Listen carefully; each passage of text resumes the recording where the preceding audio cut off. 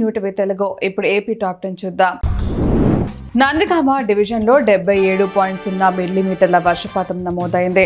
వత్సవాయిలో 22.2 మిల్లీమీటర్లు, జగ్గయ్యపేటలో 11.8 మిల్లీమీటర్లు, పెనుగంచిప్రోలో 12.82 మిల్లీమీటర్లు, నందిగామలో 3.62 మిల్లీమీటర్లు, వీరులపాడులో 16.8 మిల్లీమీటర్లు, కంచకచలలో 7.0 మిల్లీమీటర్లు, చంద్రపాడులో 2.8 మిల్లీమీటర్లు వర్షం కురిసింది. డివిజన్లో సగటున 11.0 మీటర్ల వర్షపాతం నమోదైనట్లు వాతావరణ శాఖ అధికారులు తెలిపారు.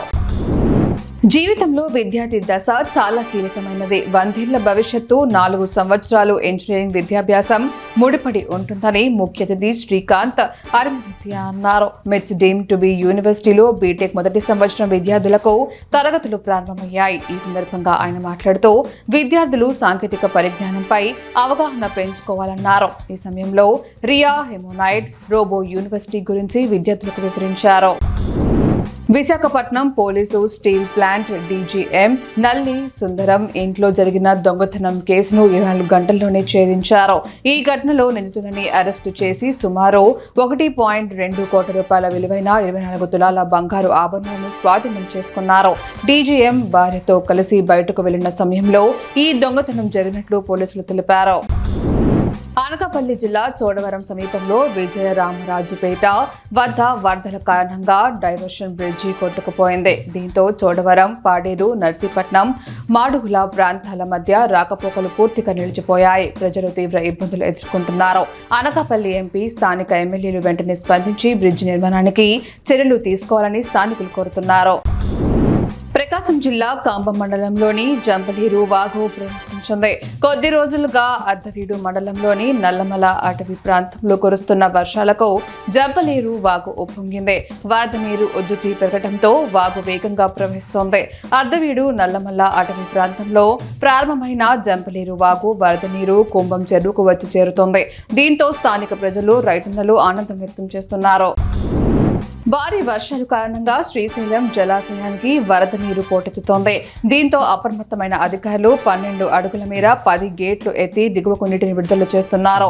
జలాశయానికి ఇన్ఫ్లో 3,73,024 క్యూసెక్కులు ఉండగా అవుట్ఫ్లో 3,70,158 క్యూసెక్కులుగా ఉంది. ప్రాజెక్టు కుడి ఎడమ జల విద్యుత్ కేంద్రాలలో విద్యుత్ ఉత్పత్తి కొనసాగుతోంది. వరద ఉధృతి కొనసాగితే మరికొన్ని గేట్లు ఎత్తే అవకాశం ఉంది. రాష్ట్రంలోని పలు జిల్లాల్లో ఎడతెరిపి లేకుండా వర్షాలు కురుస్తున్నాయి. జోరు వానల కారణంగా విజయవాడలోని ప్రకాశం బ్యారేజీకి భారీగా వరద వచ్చి చేరుతోంది.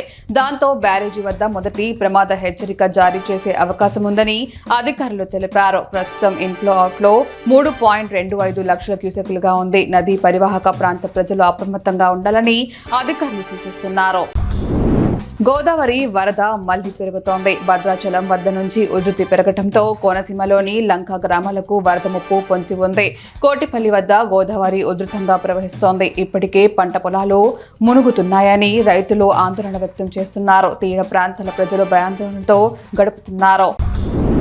2 రోజులుగా కురుస్తున్న భారీ వర్షాల కారణంగా ప్రకాశం జిల్లా జలమయమైంది.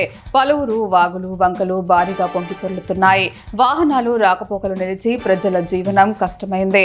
దోర్నాల మండలం చిన్న దోర్నాల వద్ద తీగలేరు వాగు పొంగుతోంది. మార్కాపురం నుంచి దోర్నాల శ్రీశైలం మార్గంలో వరద నీరు చేరి ద్విచక్ర వాహనదారులు ఇబ్బందులు పడుతున్నారు.